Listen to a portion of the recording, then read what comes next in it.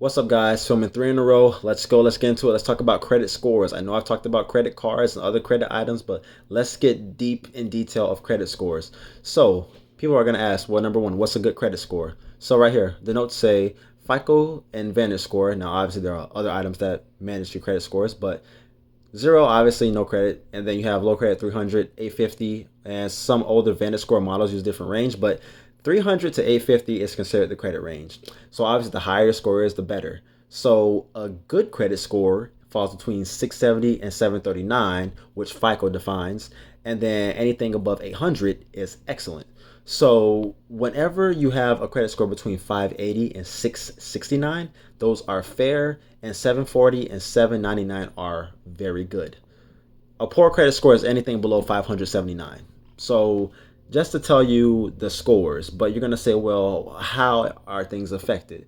So what factors affect your credit score? So your credit score is obviously is dependent on credit utilization, how many cards you have, any hard reports pulled, how many outstanding loans, payment history, etc. So it depends on various factors, but there's also certain percentages that weigh upon it. So your credit score is weighted. It's not just given to a certain percentage and say, oh yeah, that does. It's weighted with those percentages. So for example, your payment history accounts for 35% of your credit score. So credit lenders are going to say, look, if you want X amount of credit, if you want a credit line increase, if you want this loan for this amount, let's check your payment history. You say, why does payment history make up such a big part of our score? Because lenders want to see, are you paying things on time? Why should we give you a loan if you don't pay it back? Why should we give you a loan if you can't pay on time? Why should we put in risk to you knowing that you won't pay us back? And you say, no, I'm a changed person. Well, you have to show that through your credit. You can't just walk up, sign a bill and say, I've changed. No, you have to show it, show accents. You can't just say that. You have to show it through your credit. You have to build it up. It's sad to say some people might actually pay things back after having a bad reputation with the credit, but within their credit community or within their credit score, you have to build it back up. That's why payment history accounts for 35%. Because if you don't pay on time, if you don't pay enough on time, what are you doing? Why should I give you money? So that way you won't give it back on time? So that way you can be defaulting, you can declare bankruptcy, etc.? No. So payment history, 35%. Guys, pay your things on time.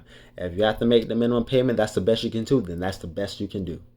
But remember, when you get credit, don't take advantage of it. Don't take it for granted. Don't misuse it. Pay things on time, because over time that will help you in the long run. If you want a new car, if you want a house, and you want to have a lower payment, then you're going to have to build your credit up, which means you got to learn to pay things on time.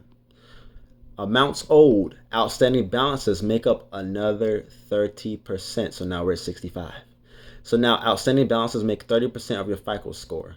So if you are using a high amount of your credit line, you are at higher risk for default. So I know some people may say, well, what if I just put everything on my credit card at once and don't use my bank account, and I use my bank account to pay for it, and maybe at the end of the month or before the term ends, the cycle ends?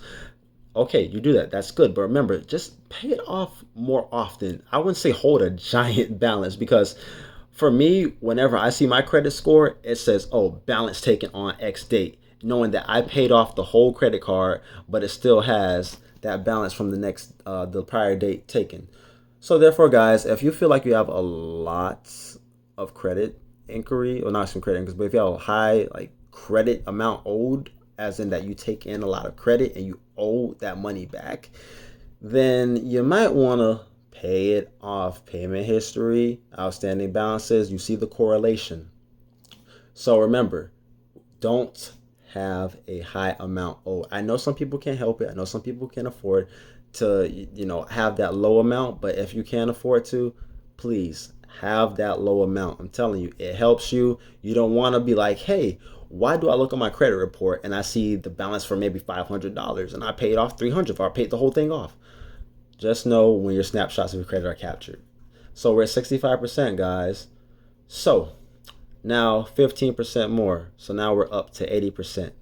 length of credit history. The longer you had your accounts, the more positive it is for your score, because lenders are going to want to say, okay, they've had that credit for a long time. So if they can have that for a long time, have great payment history, and have a high outstanding balance, we'll give them a loan for the amount they want.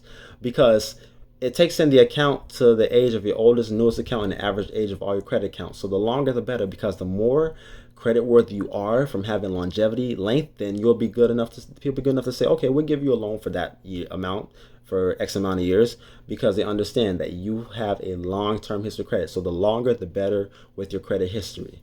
And then here's the thing that can affect you. When you open up numerous credit accounts in a brief period, that is a credit risk. That makes up 10%. Now we're at 90. That makes up 10% of your FICO score. Because if you open so much credit at once, they're going to say, why? Lenders are going to say, why are you opening so much credit at once? Are you going to try and take on a massive amount of debt? That's their biggest question. So remember, don't open up credit lines too quick. Do it on specific periods of time. Pre-plan it. Understand when you can. Don't do it too much. Otherwise, lenders are going to say you have a high credit risk because you might want to take on or incur large amounts of debt. So obviously, that is the another 10%. So now we're getting to 100% is your credit mix. So that is how much revolving debt you have, how much installment loans you have. So your mortgage and car loans, installment loans, you pay those in installments for the periods. Revolving debt, credit card debt, how much credit utilization do you have? Store credit cards, home equity lines of credit. So basically, whenever you have so much debt outstanding or revolving credit card loans going on, that makes up that credit mix. It's saying, what are you taking onto your plate? That's what lenders are looking at. So all those things factor into a good credit score. The main thing is that pay it on time, pay it off, and then also don't have too many hard inquiry or hard pulls, because that will affect your credit. So having good credit can help your financial future, helps you on loans. It looks good on your account, your reports, because when you have good credit, people say, okay, you're worthy enough to borrow money. You're worthy enough to have X amount of money.